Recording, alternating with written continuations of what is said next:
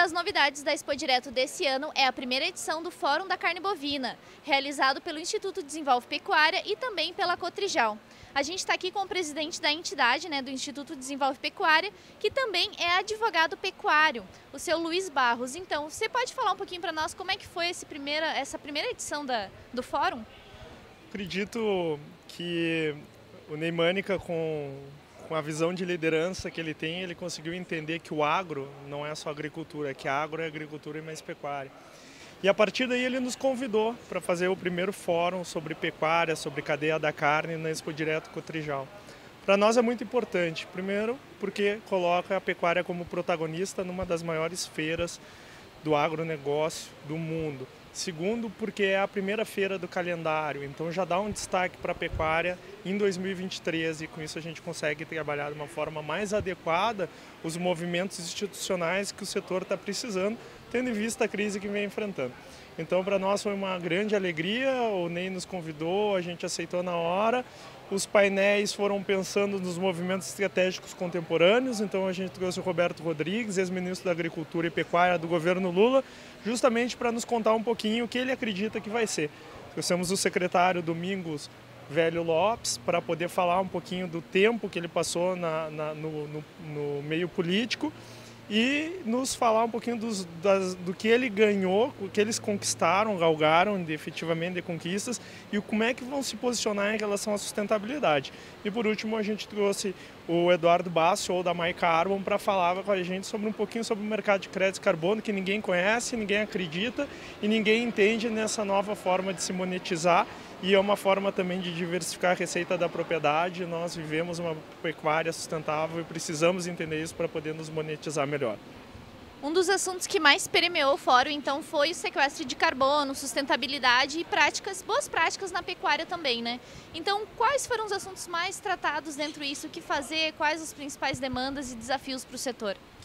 A gente da pecuária muitas vezes tratava a palavra sustentabilidade como se fosse um pecado, como se fosse algo que não pudesse ser mencionado ou tratado, já sobre um prisma ideológico, já para um outro pendão da balança. O que a gente procurou aqui é trazer essa questão da sustentabilidade, mostrar que o mundo está trabalhando sobre isso, que não vai ter chance para aquele produtor que não se adaptar. Os mercados internacionais estão exigindo um produto com sustentabilidade. Os consumidores começam a exigir produtos com sustentabilidade e nós só ouvimos falar de sustentabilidade e não entendemos o que é isso. Essa é a verdade e talvez por isso que tem uma resistência tão grande sobre essa palavra. O que a gente quis aqui entender? O que é o mercado de crédito de carbono? Como o Estado vai se posicionar em relação a isso? Qual a nossa visão? A gente tem que entender que a nossa visão é deturpada e a gente tem que mudar isso. O que o Estado vai fazer? O Domingos falou muito bem sobre isso. Segurança alimentar. As pessoas precisam comer, mas ela não significa que elas não vão comprar produtos que não são sustentáveis. Significa que elas vão pagar mais por produtos sustentáveis. E a pecuária, diferente da agricultura que já vem nessa pegada, as empresas de agricultura já vêm nessa pegada, a pecuária não vem nisso. E o nosso interesse aqui foi fomentar, foi plantar uma sementinha para depois poder regar, colher ela lá na frente, quando a gente conseguir inserir uma forma diversificada, sustentável, onde nossos pecuaristas possam ser melhor remunerados.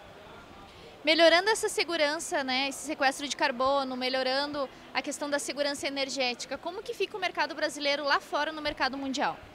A tendência de melhora da imagem do mercado brasileiro, ela é muito elevada. Já existe um trabalho muito forte em relação ao marketing, em relação à comunicação com a sociedade, em relação à comunicação com o comprador. Evidente que muitas vezes a gente é taxado de desmatadores, até por ser, porque existem alguns lugares que se desmata, mas essa pecha é colocada de forma uniforme, horizontal e vertical a todos os produtores. E é isso que prejudica o mercado. E muitas vezes, não entendendo isso, a gente quer fazer um confronto também numa tábula rasa que não existe, tentando fechar os olhos. Então a gente começa a fazer esse movimento para que, sim, existem problemas, mas não é a maioria.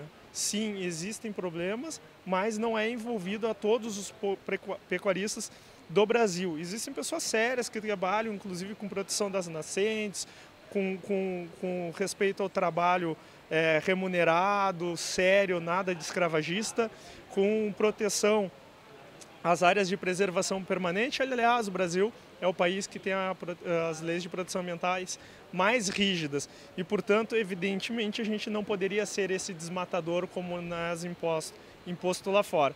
Portanto, esse é o objetivo, é trabalhar melhor a comunicação, não só com o pessoal da cidade, né, e brasileiro, mas também com o mundo, fazendo primeiramente as empresas que são as maiores traders entenderem isso e a partir de depois ter uma comunicação mais assertiva com o consumidor estrangeiro. 67% da nossa produção de carne é exportada para a China.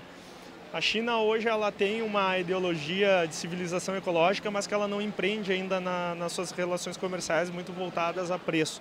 O mercado chinês mudou o comércio brasileiro, ele exige um boi mais leve, um boi com menos acabamento de gordura, com mais carne. Então esse foi o movimento que aconteceu no mercado brasileiro, o que desafogou muito, conseguiu vender muito gado, não precisa estar muito pronto, mas ainda assim a gente é dependente do mercado chinês. A gente tem a cota Hilton, que é exportada para a Europa. A gente não consegue cumprir a cota Hilton. O Brasil não envia toda a carne que ele poderia enviar para a Europa, assim como faz a Argentina e o Uruguai. Por quê? Porque não tem rastreamento, porque não tem certificação em relação à proteção da sustentabilidade, porque existe essa pecha de um mercado extrativista e com isso a gente perde o quê? Valor. A tonelada de carne para a China é quase da metade do preço da tonelada exportada para a Europa. E aí eu questiono a vocês, se existe essa possibilidade, por que o nosso pecuarista não explora?